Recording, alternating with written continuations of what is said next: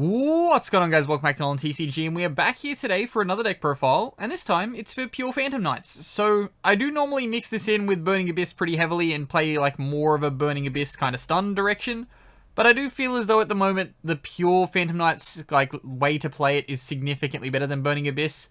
I don't even think it's at the moment. It's been like that for about 7 months now since the new support came out.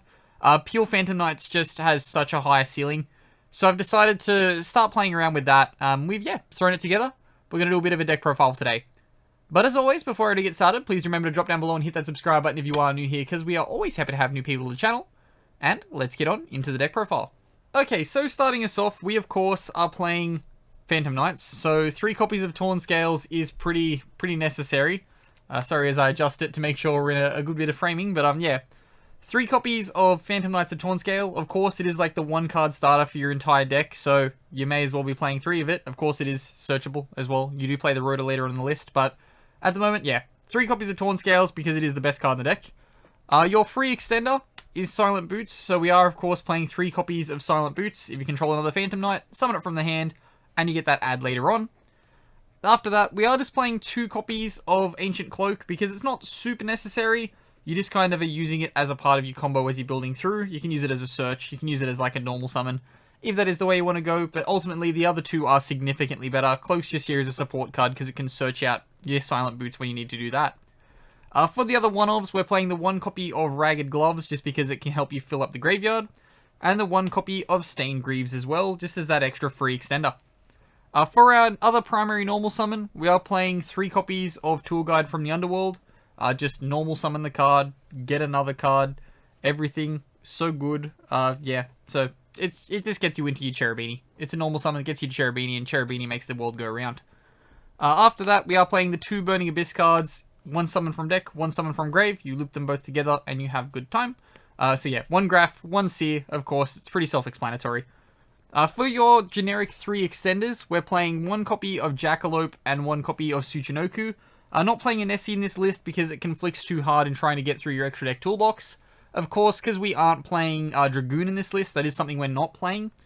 I wouldn't recommend playing Nessie. If you are playing a Dragoon build though, Nessie is fine because it is a free extender that you can just start getting to more effect monsters with. Ultimately, the only thing Nessie's useful for in this is getting into your Rusty Bardiche or extending through your other Link plays. It doesn't really facilitate anything else, which is the reason why we're not playing it. Then we have after that 2 copies of Psychic Wielder, something you can consider playing 3 of, although the special summon is once per turn, which is why we're playing 2. Just if you have that level 3, slap it down. You can get into a Synchro play. We do play the Coral Dragon for that, or it can be used for pretty much every other thing in your deck because it's a level 3.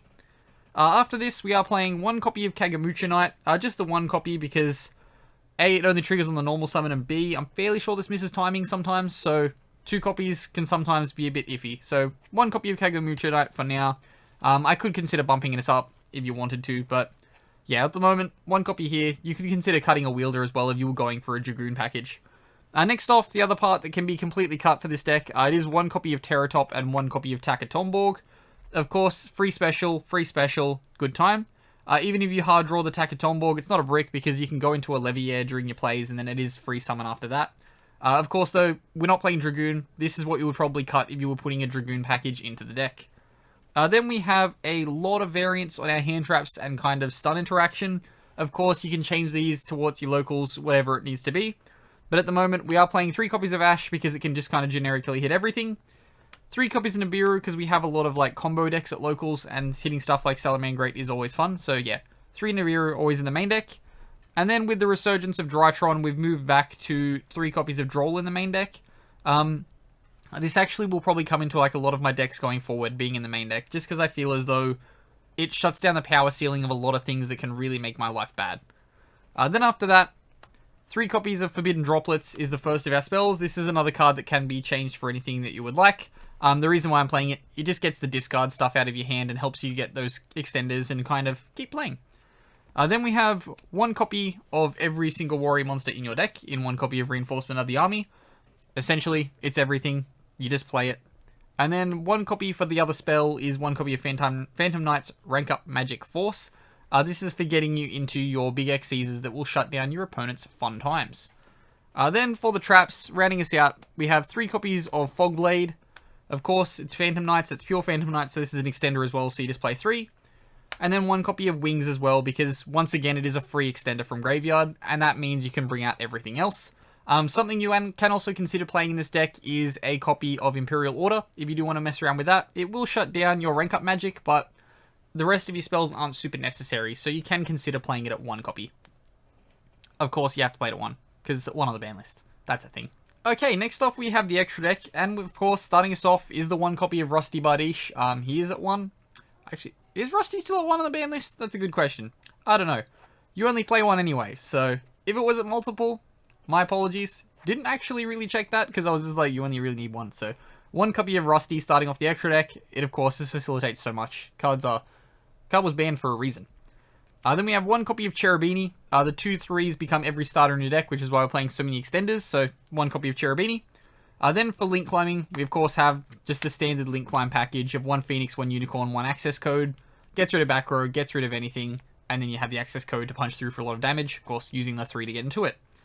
Then for our XEs, starting us off, we have 2 copies of Phantom Knight's Breaksword. You don't really need to play 2 of this. I'm ultimately just playing 2 of it because it can get you through on a lot of extension plays. Gets you the Phantom Knights that you detach, and they'll come back as level 4s, which is again can then get you into more things. Sorry, I'm stumbling a little bit. You don't need both, but I find that both comes up in a grind game, which is what this deck can create. So it's the reason why I'm playing 2 of it. Of course, as I said earlier, you could also consider playing Dragoon. If you were doing that, I'd probably consider cutting a Breaksword and a Nightmare Phoenix to get you your Dragoon package space in here. Alternatively, there is a Coral Dragon leader. You can cut that as well. Then after that, we get into our Dark Rebellion / Raiders Knight package. So we have, for the 4s, 1 copy of Raiders Knight and the 1 copy of Dark Rebellion. So these are here to facilitate transitioning into your level 5s, which will then hopefully win you the game.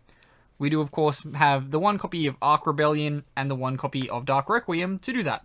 So, of course, we have, like, Big Floodgatey Boy. Fun time. This is new VFD.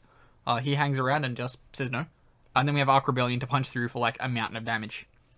Then for other generic rank 3s, we have 1 copy of Bamboozling. You just typically would use this if you're scared about Nibiru in, like, games 2 and 3. You slap this down on the board in the early combo if you have those resources, and then your opponent tries to Nibiru you, you just draw 1 card.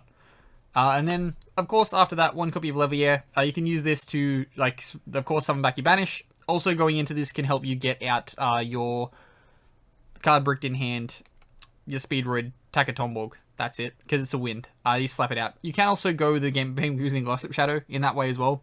Come to think of it, they are both wins. Of course, Levier's going to be extending you harder, but they're both wins, so that's an option you can look at. And then after that, 1 copy of Zeus. It's unfair. Like, this card could find its way under the ban list, and if it does, I still don't see it getting banned. It's probably going to get limited. Yeah, but 1 copy of Zeus because it's super unfair. We're playing a bunch of XCs, so you may as well. And then, of course, rounding out that main deck, the card we mentioned a couple of times is Coral Dragon. You are simply using this to summon off of your Psychic Wielder. Gets you a discard, gets you a pop, can get you that draw as well when it leaves the field. And yeah, overall, good deck.